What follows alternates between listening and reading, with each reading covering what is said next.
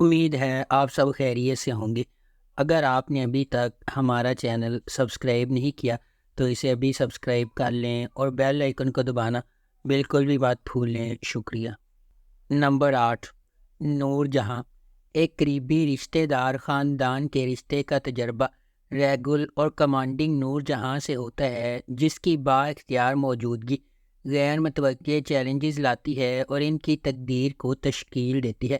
صبا حمید بحیثیت نور جہاں 3 بیٹوں کی ماں ہے۔ ایک جارحانہ اور غالب شخصیت کے ساتھ وہ ایک اعلیٰ طبقے کے خاندان سے تعلق رکھتی ہے اور اپنے بیٹوں کی زندگی کے لیے ہر چیز کی منصوبہ بندی کرتی ہے۔ کبریٰ خان بطور نور بانو مختار شاہ کی بیٹی ہے۔ بیرون ملک سے تعلیمی ڈگری کے ساتھ نور بانو اپنے آپ کو زیادہ سے زیادہ مراد کی طرف راغب کرتی ہے اور آخر کار اس سے پیار کرتی ہے۔ علی رضا بطور مراد نور جہاں کا سب سے چھوٹا بیٹا ہے۔ وہ فرما برداری کے ساتھ اپنی ماں کی ہدایات پر عمل کرتا ہے اور اس کے زیر اثر نور بانو کے ساتھ شامل ہو جاتا ہے۔ اس ڈرامے کو ARY ڈیجیٹل پر نشر کیا جا رہا ہے۔ نمبر 7، پیارے افضل۔ کہانی حیدرآباد شہر سے شروع ہوتی ہے، جہاں مرکزی کردار افضل سبحان ولد مولوی سبحان اللہ کرکٹ کھیل رہا ہے۔ افضل اپنا وقت کھیل، تاش اور سٹہ بازی میں صرف کرتا ہے، جسے اس کے والد حقیر سمجھتے ہیں۔ اسے مل مالک کی بیٹی فرح ابراہیم سے محبت ہے اور اسے فرح سے خط موصول ہونے کا دعویٰ ہے، جسے وہ اپنے دوستوں کے سامنے پڑھتا ہے، حالانکہ وہ لڑکی کا نام ظاہر کرنے سے انکاری ہے۔ دوسری طرف فرح مہتاب سے شادی کرنے والی ہے، ایک خاندانی دوست جس سے وہ شادی نہیں کرنا چاہتی۔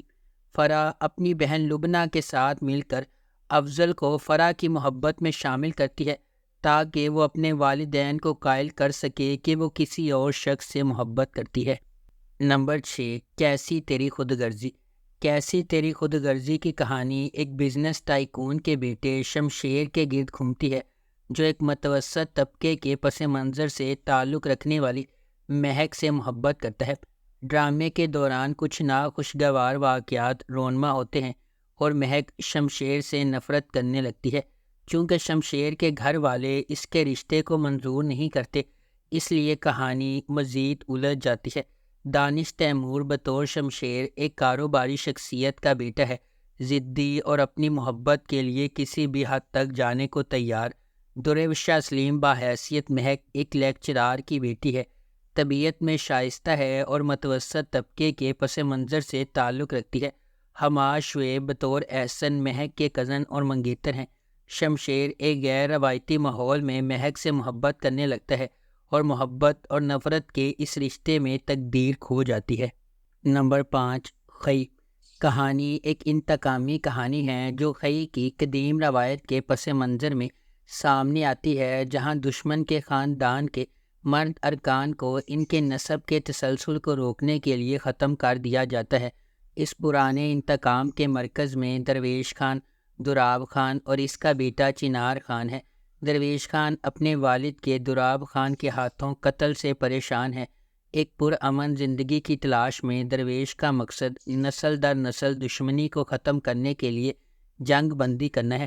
تاہم شکوک پیدا ہوتے ہیں اور دراب خان اور اس کا بیٹا چنار خان امن کے لیے درویش کے ارادوں پر شک کرتے ہیں۔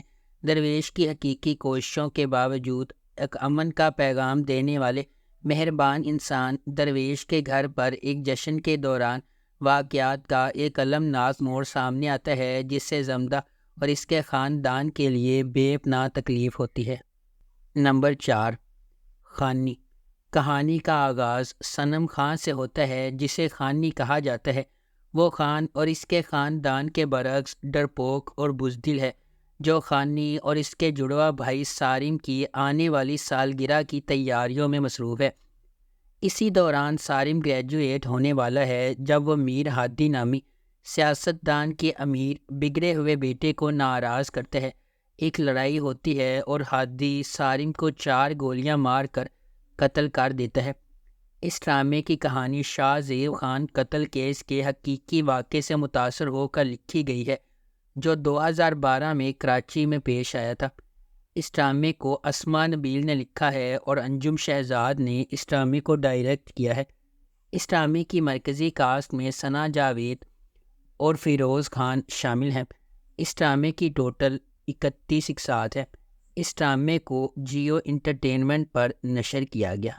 نمبر 3، بختاور۔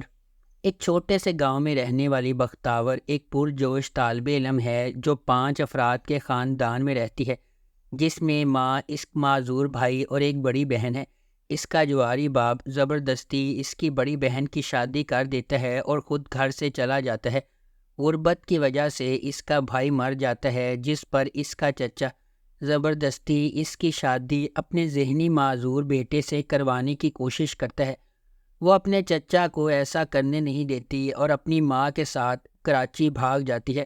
وہاں وہ سکینہ کے گھر میں رہتی ہے جو اپنے شوہر کے ساتھ رہتی ہے اور شریفہ کی دوست ہے۔ بختاور نوکری حاصل کرنے کی کوشش کرتی ہے، لیکن اسے بس کنڈکٹر کی نوکری ملنے تک ہر جگہ سے مسترد کر دیا جاتا ہے۔ تاہم مرد مسافروں کے رویے اور اس کے دوست کے قتل کی وجہ سے اس کے لیے کام کو آگے بڑھانا مشکل ہو جاتا ہے۔ نمبر 2، حادثہ۔ حادثہ تسکین کی زندگی کی پیروی کرتا ہے، جو ایک مضبوط اور رائے رکھنے والی عورت ہے جو اپنے پیارے شوہر اور بچوں کے ساتھ ایک خوش اور کامیاب زندگی گزارتی ہے۔ اس کے بڑے بیٹے کی شادی کی تیاریاں جاری ہیں، تاہم ایک اچانک اور ہولناک واقعے نے تسکین کی دنیا کو ہلا کر رکھ دیا ہے، جس کے نتیجے میں وہ اپنے انجام سے دو چار ہو جاتی ہے۔ اس کی ایک بار مواد والی زندگی اب جذبات، صدمے اور غیر یقینی صورتحال کا ایک پیچیدہ جال ہے۔ جب وہ اپنی زندگی کو دوبارہ حاصل کرنے اور آگے بڑھنے کے لیے جدوجہد کر رہی ہے، کیا تسکین کو شفا اور صحت یاب ہونے کی طاقت ملے گی؟ کیا اس کا خاندان وہ مدد فراہم کر سکتا ہے جس کی اسے اشد ضرورت ہے؟ اس ڈرامے کو جیو انٹرٹینمنٹ پر نشر کیا گیا۔ نمبر 1، میری شہزادی۔ دانیہ ایک پرسکون علمی لڑکی ہے جسے اس کے دادا دادی نے بہت پیار اور محبت سے پالا ہے، کیونکہ اس کی ماں کا بچپن میں انتقال ہو گیا تھا۔ اس کی دادی اپنے والد صلاح الدین پر الزام لگاتی ہے کہ اس نے دوسری شادی کی اور اپنی دوسری بیوی اور ان کے بیٹے کے ساتھ وفاداری کی وجہ سے اپنی بیٹی کو نظر انداز کیا۔ اس کی سوتیلی ماں اس کے باپ کو اس سے ملنے سے منع کرتی ہے۔ صوبے کے وزیر اعلیٰ ریاض الدین، جو کہ صلاح الدین کے بڑے بھائی ہیں، خرابی صحت کے باعث اپنے بیٹے شہروز کی شادی دانیہ سے کرنے کا فیصلہ کرتے ہیں تاکہ وہ مستقل طور پر یہیں رہ سکیں، امریکہ نہ جائیں اور ان کی طرح اپنے سیاسی کیریئر پر توجہ مرکوز کر سکیں۔ اس کے فوراً بعد ریاض الدین کا انتقال ہو گیا اور دانیہ نے شہروز سے شادی کر لی۔ شادی کی پہلی رات اس پر یہ انکشاف ہوا کہ شہروز کی پہلے سے ہی ایک امریکی بیوی قائم ہے، جس سے اس کا ایک بیٹا بھی ہے۔ میری شہزادی لیڈی ڈیانا شہزادی آف ویلز کی سچی کہانی پر مبنی ہے۔ اگر آپ کو ہماری یہ ویڈیو پسند آئی ہے تو اسے لائک کریں، شیئر کریں اور ہمارے چینل کو سبسکرائب کرنا بالکل بھی مت بھولیں۔ آپ کا بہت بہت شکریہ۔